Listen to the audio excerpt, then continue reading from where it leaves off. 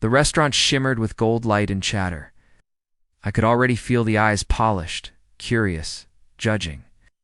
Lena's hand gripped mine tightly as we stepped inside. "Relax," she whispered. "Just be yourself, right?" I murmured, forcing a smile. "That's usually the problem, isn't it?" She didn't answer. The table was full. Wine glasses, designer dresses, the sound of laughter that didn't reach anyone's eyes. I recognized no one except Lena. Her friends were exactly what I expected. Perfect hair, perfect teeth, perfectly fake smiles. "Ethan, this is Maya Harper," and Lena paused, glancing at the man beside her. "Adrian." Adrian's handshake was firm, practiced. "Heard a lot about you," he said, eyes sharp with amusement. "You're the craftsman, right?" "I work with design and software," I said evenly. "And sometimes wood," he grinned. "Ah, that explains the gift." The others laughed softly. I hadn't even given it yet. My stomach tightened. Lena gestured toward the cake table. "You brought it, right?" "Yeah," I said, lifting the small box from my jacket. Smooth mahogany, hand-polished. The inside engraved with two dreams that outgrow doubt. It looked humble among the diamond-studded purses and perfume bottles. "What's that?" Maya asked. "A jewelry box?" Lena said quickly, her tone flat. "He made it." Adrian leaned forward. "You made it yourself?" "Yeah," I said. "The wood's from an old piano." "I thought it'd be sentimental," Harper cut in with a smirk. "That's cute." They laughed again. The sound sliced through me like glass. Lena didn't stop them, just looked at me. Half apology, half embarrassment. I tried to shrug it off. "It's okay," I said, my voice quieter than I wanted.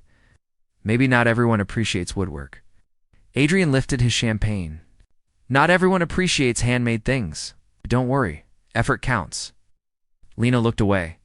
The birthday girl opened the box, smiled awkwardly, then set it aside. "That's sweet, Ethan." Moments later, Adrian presented his gift, a diamond bracelet glittering like everything in that room. Gasps, applause, camera flashes. Lena's friends gushed. She clapped too, her laughter bright and alive. I felt smaller by the second. "Beautiful," Lena said, touching the bracelet. "It's stunning." "Glad you like it," Adrian replied smoothly. "Maybe I'll get you one next year." Everyone laughed again. I didn't. I wanted to leave, but I stayed out of politeness, maybe pride.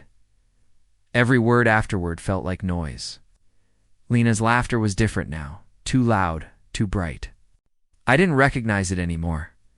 When she finally came over, her voice was sharp around the edges. "You're quiet tonight." "I'm fine," I said, "just not used to this kind of crowd." She sighed. "Ethan, you could at least try." "You looked uncomfortable." "Because I was," I said. "They were laughing at me, Lena." "No one was laughing at you, really. What would you call it then?" She hesitated. "They just have different tastes.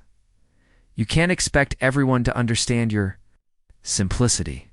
"Simplicity," I repeated. The word burned. "Right. Don't make it sound like an insult," she snapped. "You know what I mean?" I looked at her, the dress, the diamonds, the way she kept glancing toward Adrian. "I do," I said quietly. "You're embarrassed by me? That's not fair." "It's true." Her silence told me everything I needed. I set my drink down. "I'll head out. You stay, enjoy the night." "Ethan, I'm serious. You look happier here." She bit her lip but didn't stop me. That hurt more than the laughter. Outside, the air was cool and mercifully empty. The music faded as I walked away. My chest felt hollow, my hands shaking. I wanted to scream, but all that came out was a whisper. Maybe love only exists until pride takes its place. The taxi headlights swept across the wet pavement, blurring into streaks of gold. I watched the reflection of that restaurant in the window as we drove off. All that light, all that laughter, getting smaller, smaller, until it disappeared completely. I rested my hand against the box, still in my pocket. The engraving pressed faintly into my palm, to dreams that outgrow doubt. Maybe it wasn't meant for her after all. Maybe it was meant for me. Asterisk. The call came just after sunset. I almost didn't answer. "Hey," Lena's voice was soft, rehearsed. "Can we talk?" I hesitated. "About what?" "Us," she said. Please. The word us still felt like it meant something, so I said yes. When she arrived, she looked perfect, calm, put together like nothing had broken. I stood by the window, hands shoved in my pockets. You look tired, she said. I am. Ethan, I don't want to drag this out. I need to be honest. I nodded once. Go on. I've been seeing Adrian. The words dropped like glass on tile, sharp, final. I didn't move. For how long? I asked quietly. Since before the party, she whispered. He understands me, Ethan. He gets my world, my ambitions. The things you never seem to. My world, I repeated, the words bitter in my mouth. And what's mine then? Too small for you? It's not about small, she said. It's about direction. You're comfortable. I'm not. Comfortable, I said. Right? You wanted skyscrapers, and I was just what? A workshop? In a dream? Don't do that, she said. Don't make me the villain, then. What are you? I asked. She blinked, lips trembling. Someone trying to grow, by cutting down the one who loved you. That's not fair. No, I said softly, but it's true. We stood there, silent, stretching like a wound that wouldn't close. Finally, I said, then go be happy. She looked up, startled. That's it? You're not going to yell? Beg? Ask me to stay? I forced a small, tired smile. Why would I hold on to someone already reaching for someone else? Her eyes glistened. I didn't mean to hurt you. You just didn't care enough not to, I said. She opened her mouth, closed it again, and looked away. Goodbye, Ethan. Goodbye, Lena. The door clicked shut, and then silence. It filled the apartment like smoke, heavy and suffocating. I didn't cry. I just stood there, staring at the empty space where she'd been. My reflection in the window looked like a stranger. Minutes, maybe hours passed. The city lights flickered below, but I couldn't feel anything. When Daniel finally knocked, I didn't answer right away. He walked in anyway. Jesus, he muttered, flipping on the light. You sitting in the dark now? I blinked, eyes stinging. Guess I forgot how to turn it on. He looked around. She told you. Yeah, Adrian. Yeah. Daniel exhaled hard. You didn't deserve that, man. Maybe I did, I said, my voice flat. He frowned. Don't start that. I kept believing, Dan, I said quietly. Believing love meant loyalty. That effort meant enough. I was wrong. He sat beside me. You're not wrong for loving. She's wrong for not valuing it. Maybe, I said, but it doesn't change anything. He studied me. So what now? I stared at my desk, the sketches, the projects I once cared about.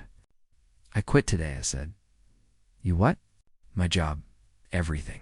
He froze. Ethan, that's not thinking straight. I've done enough thinking, I said. Now I just need to disappear for a while. Where will you go? Anywhere that isn't here? Daniel sighed. You running won't fix her. I'm not trying to fix her, I said. I'm trying to find whatever's left of me. Didn't reply. There was nothing left to say. When he left, I packed my tools, my laptop, a few clothes. The city outside hummed like a machine that didn't care who it crushed. I paused at the door, looked back once, and whispered, maybe believing was my first mistake. And I walked out, leaving behind the lights, the noise. And the version of myself that thought love could survive pride, asterisk the sea was louder than the city ever was. Crashing, constant, endless. I rented a small room above a mechanic's shop. One window, one table, one life. Days blurred together. I fixed radios, rewired lamps, helped the locals repair whatever they broke. At night, I sat by the dim light of my laptop, coding small projects for strangers who'd never know my name. It was quiet. Maybe too quiet. One evening, my phone buzzed. Daniel's name lit the screen. I almost ignored it, but guilt won. Hey, I said. Voice rough from disuse. Took you long enough to answer, he replied. You sound like a ghost. Fitting, I said. I live by the ocean now. Plenty of ghosts here, he sighed. You can't hide forever, Ethan. I'm not hiding, I said. I'm healing. By fixing radios in some forgotten town? By fixing myself first? Daniel paused. You really think running away is healing? I think breathing without breaking is a good start. He went quiet. Then softer. She doesn't matter anymore, does she? I stared at the cracked wall. Not the way she used to. That's something, at least. Yeah, I said. It's something. The call ended, leaving me with the sound of waves and the faint hum of the neon light outside my window. Over the next weeks, I found a rhythm. Mornings smelled like coffee and salt water. I'd walk to the pier, fix whatever the fishermen brought, tangled lines, broken engines, shattered radios. They'd pay in cash or fresh catch. Quiet guy, huh? Old Marco, the shop owner, said one day. I talk when there's something worth saying, I replied. He laughed. That's rare around here. You'll fit in fine. Maybe he was right. At night, I'd open my laptop and scroll through freelance boards. My old skills were rusty, but my fingers remembered. Code was honest. It didn't lie. It didn't cheat. I took small jobs at first, bug fixes, simple websites, cleanup code.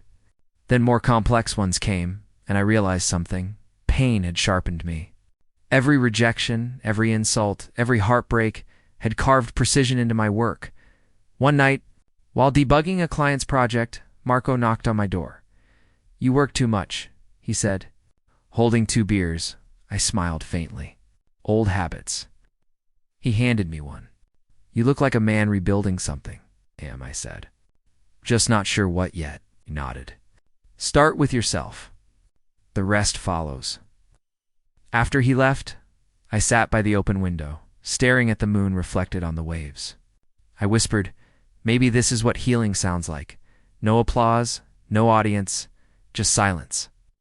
Days turned to weeks, and the quiet no longer felt heavy. I stopped counting hours, stopped checking messages that never came. Work became life, and life became peaceful. Sometimes I'd catch myself thinking about Lena, her laughter, her words, her betrayal, but the thoughts didn't burn anymore. They passed like sea breeze through an open room. Daniel called again one night. You sound better. He said, I feel better. You miss her. No, I said. I miss who I was before her. That's fair, he replied. So what's next? Building, I said. Something real. Something no one can laugh at. Revenge? I shook my head, though he couldn't see it. No, I'm done with revenge. It takes too much energy. I'd rather use that to create. He chuckled. That's new. It's survival, I said. Pain's a good teacher, Dan. Brutal, but honest. Silence settled between us. Not awkward, just full. When the call ended, I saved my code, closed the laptop, and looked out at the sleeping town. The ocean kept whispering, tireless and vast. I realized then I wasn't running anymore. I was rebuilding from ashes, one quiet line of code at a time. And for the first time in a long while, that was enough. The city skyline looked the same, proud, loud, untouchable. But I wasn't the same man returning to it. 5 years had burned the weakness out of me. Novalink Tech wasn't huge yet, but it was respected. We'd built our name quietly, project by project, until even the big players started noticing. When Daniel walked into my office that morning holding a folder, I didn't expect fate to be inside it. He dropped it on my desk. New merger proposal. Good numbers, big reach. I scanned the document. My eyes froze on the company name, Adrian King Holdings. For a second, I thought it was a joke. But Daniel wasn't the joking type during work hours. I leaned back slowly. Adrian King, he nodded. You know him? I gave a faint smile. You could say we've met before, he studied me. You good with this? More than good, I said. Set the meeting. When the day came, the conference room smelled of polished wood and money. I adjusted my tie, a calm, deliberate motion. No shaking hands this time. A tall man with a confident grin entered first. Adrian King. Same expensive taste. Same smug energy I remembered from the night he'd handed my ex a diamond bracelet like it was nothing. He extended his hand. Ethan Gray, right? Novalink's golden boy? I shook his hand. That's what they say. Behind him walked in Lena. Her steps faltered when she saw me. For a moment, neither of us breathed. She wore a navy blazer, hair tied neatly, eyes wide. "Mr. King," she said, voice trembling just slightly. "This is Ethan Gray, founder and CEO of Novalink Tech." Oh, I know who he is. Everyone in the industry does. I smiled politely. Nice to finally meet Mr. King. He sat down, crossing his legs like he owned the room. Likewise. I've heard your company's been making waves. Impressive for something that started so modestly. Daniel glanced at me, waiting for a cue. I didn't flinch. Sometimes modest roots grow the deepest trees, I said. Adrian smirked. Cute philosophy. But this deal requires more than poetic metaphors. Of course, I replied calmly. That's why we're here to talk numbers, not pride. Lena's eyes darted between us, tension clear. Her voice barely rose above a whisper. Should I prepare the presentation, sir? Please, I said. Let's see what Adrian King Holdings brings to the table. She opened the slides, her hands shaking as the projector flickered to life. As she spoke, I watched her. Not the way I once did, but like observing a distant reflection. She avoided my eyes, but guilt hung heavy in the air. When she finished, Adrian leaned forward. So, Mr. Gray, thoughts? Solid foundation, I said, flipping through the documents. But you're leaking capital through inefficient systems. Integration with Novalink could fix that under our management, he frowned. Under your management? That's not how partnerships work. In this case, it is, I said. If you want our expertise, you follow our model. Adrian laughed. Bold. I like confidence, but arrogance doesn't close deals. Not arrogant, I said evenly. Just aware of value. The room went quiet. Even Daniel looked impressed, or maybe nervous. Adrian leaned back. You've got nerve, Gray. Most people walk into my boardroom nervous. Smiled faintly. I used to be one of those people. Not anymore. Lena looked down, lips pressed together. I caught her whisper something, maybe my name, but I didn't respond. The rest of the meeting passed like a slow storm. Numbers, projections, terms, all professional, all deliberate. But beneath the words, history pulsed like a buried fault line. When it ended, Adrian stood. I'll have my lawyers review your conditions. If we move forward, expect to answer to me. I met his gaze. I don't answer to anyone. Either we build together, or we don't build at all. He smirked again, forced this time. We'll see. He walked out, leaving Lena frozen near the projector. She finally looked at me. Ethan. I raised a hand gently. Don't. Her voice cracked. I didn't know you'd... I'm not the man you left, I said quietly. And you're not the woman I used to love. Her eyes glistened, but I turned away before she could speak. Outside, Daniel caught up to me. You handled that like ice. Emotions waste time, I said. He smiled slightly. Still, must have felt good. I thought about it for a second. No, I said. It just felt... finished. The elevator doors closed, reflecting my face, calm, distant, unreadable. For the first time, I realized something. Revenge wasn't a flame anymore. It was a mirror showing me how much I'd changed, and I liked what I saw. Asterisk. The merger closed with a click of pens and hollow smiles. On paper, it looked mutual. In reality, Daniel leaned toward me as the lawyers packed their files. So that's it? You own him now? Not own, I said quietly.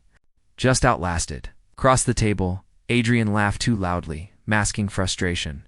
Congratulations, Gray. Looks like you got what you wanted. I met his gaze. What I earned? His jaw tightened. You're not as humble as people say. I smiled faintly. You'd be surprised what humility looks like when it finally stands up, he scoffed, rising from his chair. Enjoy your little victory. The market changes fast. I know, I said. That's why I build four storms, not headlines. He left with his usual swagger, but his assistant's worried glance betrayed the truth. Adrian was slipping fast. Lena stayed behind. Everyone else filtered out, Papers rustling, doors closing, leaving only the echo of silence. She approached slowly. I didn't know you'd become... This I looked at her, expression calm. Neither did you. Her eyes shimmered with something between fear and awe. You've changed. I had to, I said. Some lessons only come from losing everything. She bit her lip. Adrian's not who I thought he was. I'm not here to talk about him. I'm going to talk about you, she said quietly. The Ethan I knew wouldn't look at people like their numbers. I exhaled, leaning back. Maybe the Ethan you knew died the night everyone laughed at what he made with his own hands. That wasn't fair, she whispered. No, I said, voice hardening. It wasn't. Her hand trembled. I'm sorry. I stood, straightening my jacket. Sorry doesn't fix what pride breaks. She flinched, eyes glistening. You don't forgive, do you? I don't forget, I corrected. Forgiveness is overrated. For a long second, she said nothing. Then she walked out slower this time, as if each step was a confession. Daniel entered just as she disappeared down the hall. That looked intense. Unfinished business usually is, I said. He tossed a folder onto the table. Adrian's stock dropped again. Bad quarter. Investors are pulling out. Scanned the report. Gravity, I murmured. Daniel frowned. You keep saying that. I looked up, because it's true. You don't push people down forever. Eventually, they trip over their own arrogance. He sighed. Be careful, Ethan. Don't let karma turn into vanity. I smiled. I'm not chasing revenge, Daniel. I'm just letting gravity do its work. He raised an eyebrow. You sure? Because I've seen that look before in men who start believing they're untouchable. I'm not untouchable, I said. Just prepared, he chuckled. That's what they all say before they fall. Then I'll build a parachute, I replied. He laughed, shaking his head. Still full of lines? It's not a line, I said softly. It's survival. The next few weeks unfolded like quiet retribution. Adrian's empire began cracking, vendors leaving, contracts delayed, bad press circulating. His arrogance had turned into quicksand, and the more he moved, the deeper he sank. I watched it all from my glass office, sipping coffee like it was any other day. But deep down, something didn't sit right. When Daniel walked in one morning, he noticed. You're quiet. That's new. Just thinking. About what?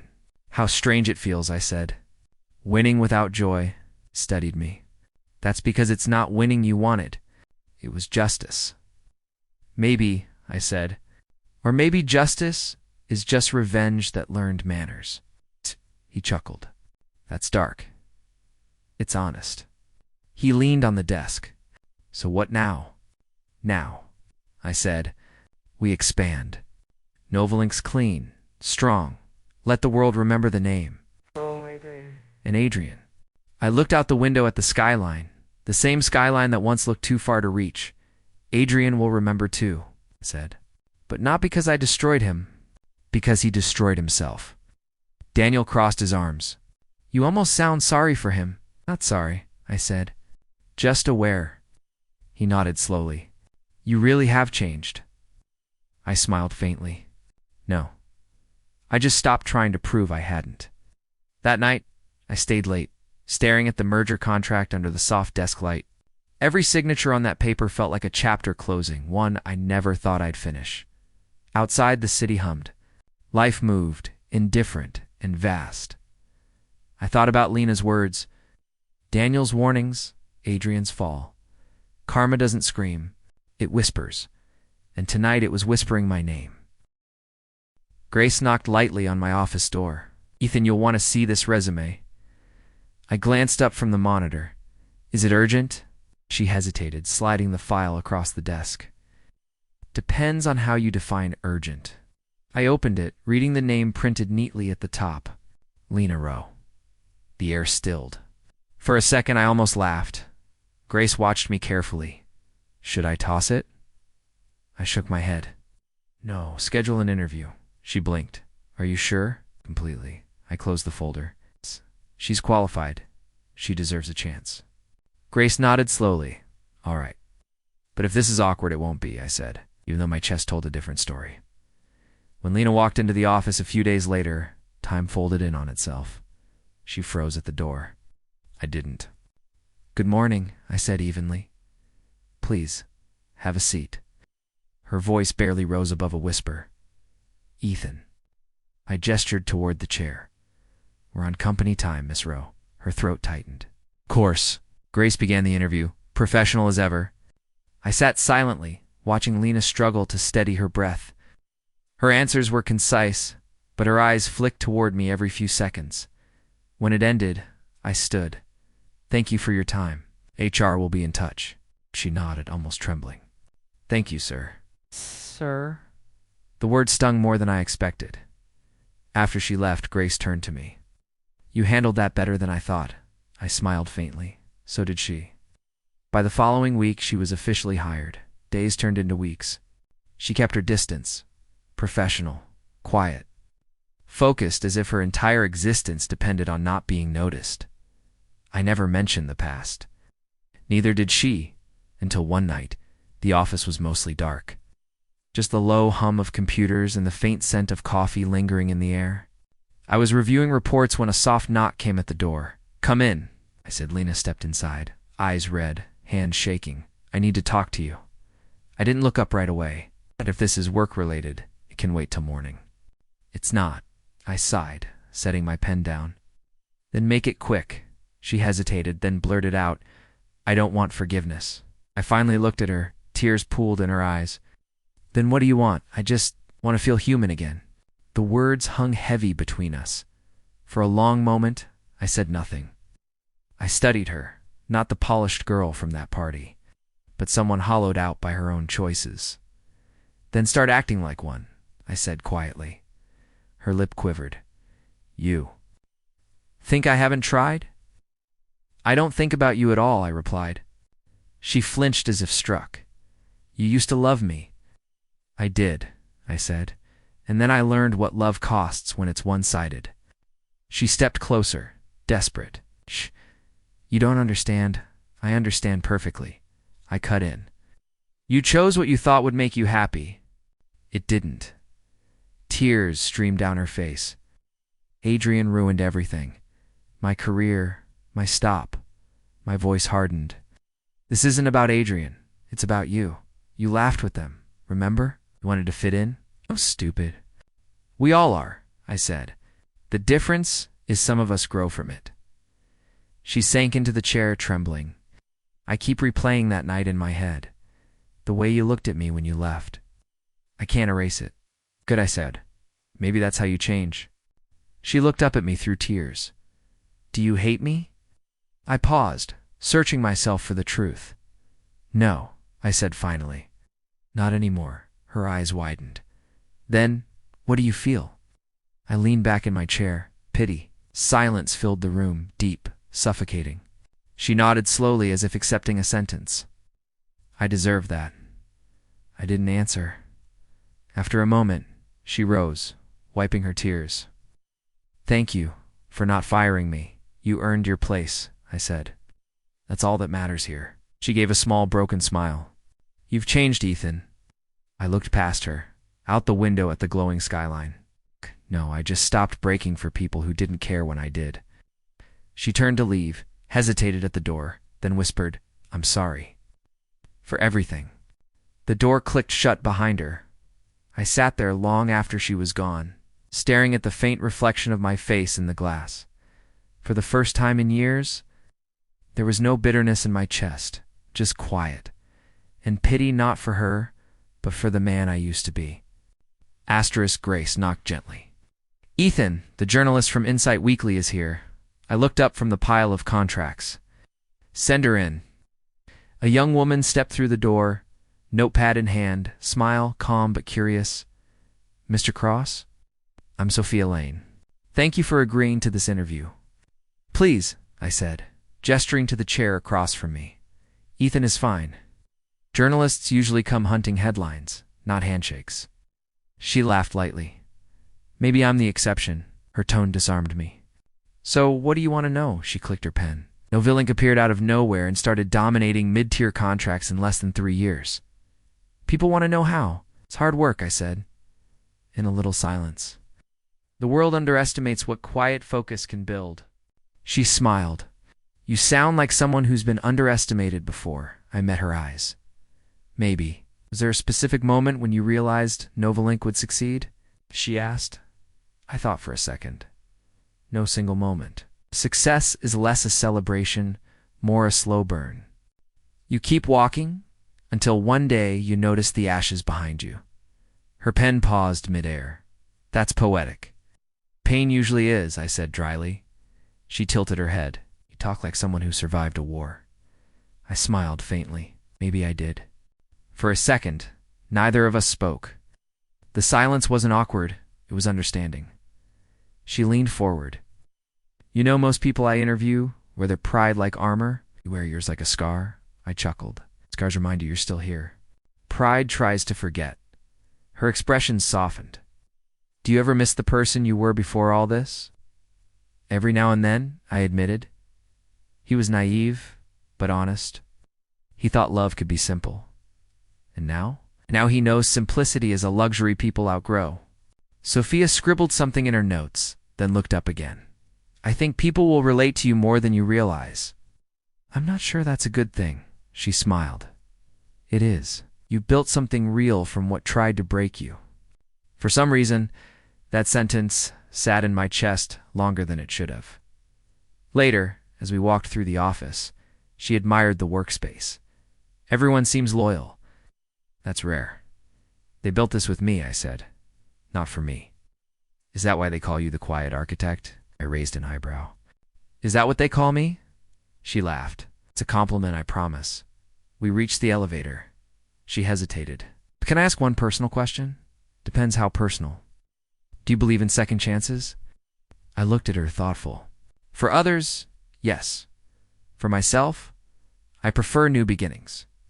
Her smile lingered even as the elevator doors closed. Days turned into weeks of small interviews, long talks, and quiet laughter between sessions. Sophia wasn't just writing an article. She was trying to understand me, something I hadn't let anyone do in years. One evening, after hours, she found me staring out the window at the city lights. Still working? She asked, setting her recorder on the table. Thinking, I said. Work's the easy part. Right. She joined me by the window. You always look at the skyline like it owes you an answer. Maybe it does. What would you ask it? Whether all this was worth it. She folded her arms. And what do you think? I think peace doesn't come from answers, I said. It comes from stopping the questions.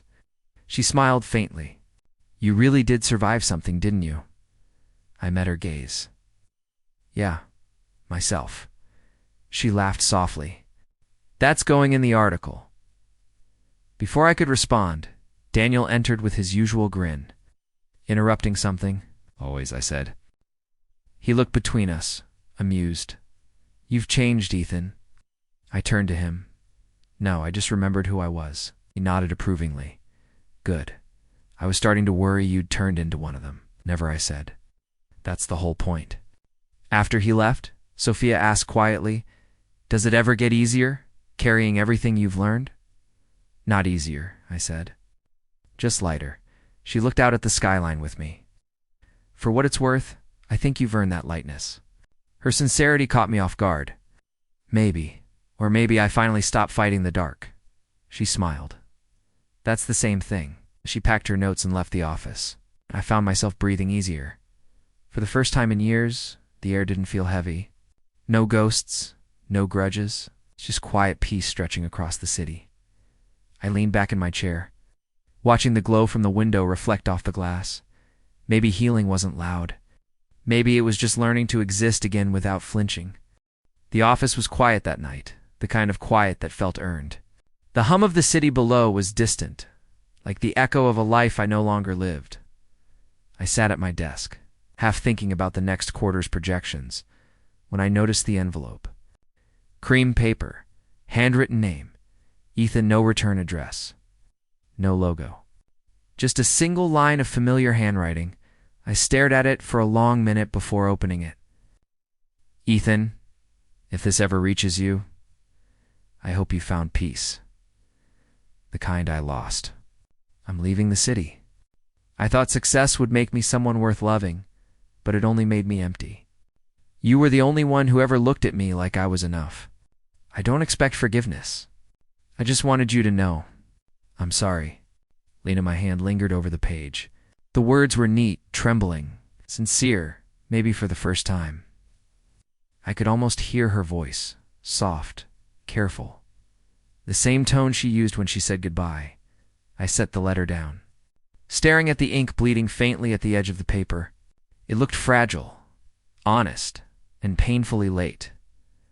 A small laugh escaped me, not cruel, just tired. You finally found the right words, I murmured. For a moment I thought about replying. Then I remembered that some stories don't need epilogues. I reached for my lighter, flicked it once. The tiny flame hesitated before kissing the corner of the page. The fire spread slowly, curling her words into black lace. Smoke drifted upward, twisting toward the ceiling, soft and ghost-like. Silence, I whispered. Watching the last of her name vanish hurts more than revenge. The air smelled faintly of ash and closure. That's when Sophia knocked. Still here? I turned. She leaned against the doorframe, holding 2 cups of coffee. You missed dinner again, she said. Old habits, I replied, smiling faintly. And insomnia. She walked in, set 1 cup beside me. Mind if I sit? Please. Her eyes fell on the ashtray. Burning paperwork? Something like that, I said. She studied me quietly. You okay? I looked at her, really looked. The soft concern in her eyes, the calm steadiness she carried everywhere she went. She wasn't trying to fix me. She just wanted to understand. For the first time in years, I said yes. She smiled gently. That's good to hear. I was starting to think peace was a myth. It used to be, I said. Then I stopped chasing it. Sophia leaned back. You talk like you've finally buried your ghosts. Maybe I did, I said. Or maybe they just stopped following. She glanced at the skyline outside. Funny thing about ghosts, sometimes they disappear when you stop feeding them. I chuckled. Wise words for a journalist. I've interviewed enough broken people to know what keeps them that way, she said softly. What's that? Rehearsing pain until it sounds like identity. Her words landed harder than I expected. I set the coffee down. You really should put that in your next article? She smiled. Maybe I'll title it The Man Who Outgrew His Wounds. I raised an eyebrow. Sounds dramatic? People like dramatic, she teased. Besides, it's true.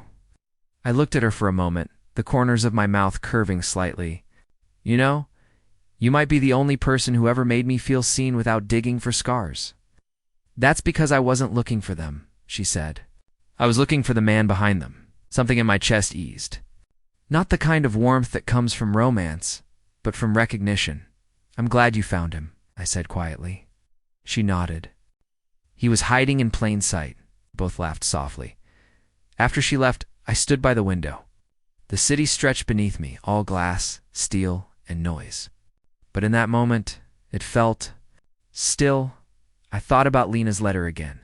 The apologies, the regrets. The final attempt to rewrite a past that had already closed its book. People think peace comes from payback. But standing there, I realized it comes from absence, from no longer needing anything from the ones who hurt you. I whispered into the glass. Sometimes the loudest victory is quiet. The reflection staring back wasn't the man who once begged to be understood. It wasn't the fool who believed love could be proven through sacrifice. It was someone lighter, whole, unbothered. The city lights flickered like distant stars, and for the first time in years, I didn't feel small beneath them. I didn't need revenge. I didn't need forgiveness. I just needed this silence, vast, soft, and finally mine. And as the last ember in the ashtray dimmed, yes, I let out a slow breath.